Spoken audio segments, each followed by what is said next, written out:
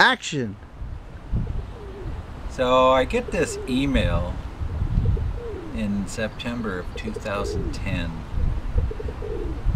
Somebody's asking, why don't I make a double neck tenor? He calls it like a two-headed monster. And I started thinking about it.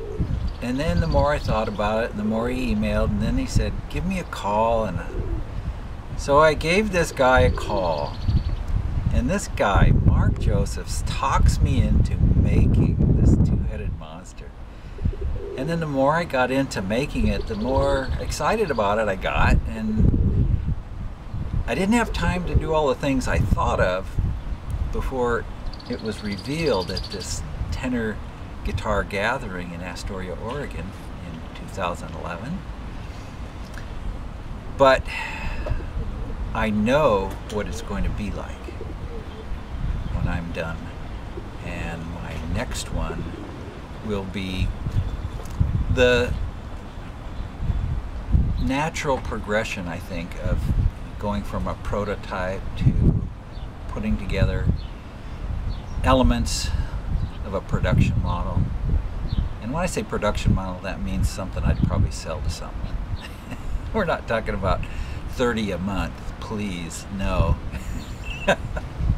But that's how it came about. It was gentle prodding and getting my imagination fired up, and the mystique of it and the potential. So here is number one prototype, Astoria Guitar Company, double neck tenor electric. What's on the top neck? What's on the top neck? How's that one tuned? That one's tuned CGDA, I believe. And what about the bottom one? It's GDAE. GDAE. That's what it's tuned, the bottom neck. Like an octave below a mandolin. Ah, there you go. And let me ask you, Bill, whose brilliant idea was it to put a Bixby on the lower neck? Oh, you know, I want to tell you about that. That's really special, because in this conversation on the phone, I heard, and it would be really cool to have a Bixby on one of the necks, the lower neck. And so Mark Josephs, that guy, he's the one that came up with that idea. That's all his idea. And I'll tell you, it's very impressive. And this, I think, has to be one of the most versatile tenor guitars ever made to this date.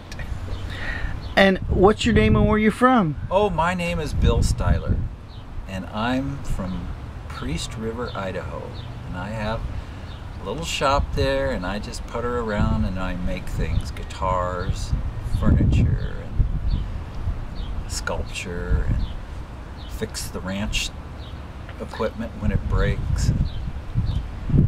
How are you connected to the Astoria Guitar Company? Well, that's an interesting story in itself, but it's my brother, and and he decided we should have a storefront, and we could get into the guitar thing more than I already was, and so he started this storefront in Astoria, Oregon. And you know, I can't even remember what year he started it, but we're, you know, it's going along quite a bit now. Many years, many years of it, of being here. And he's on the Astoria River Walk, which is just about one of the most beautiful spots in Astoria. Quite picturesque. Nice sea breeze on a hot day.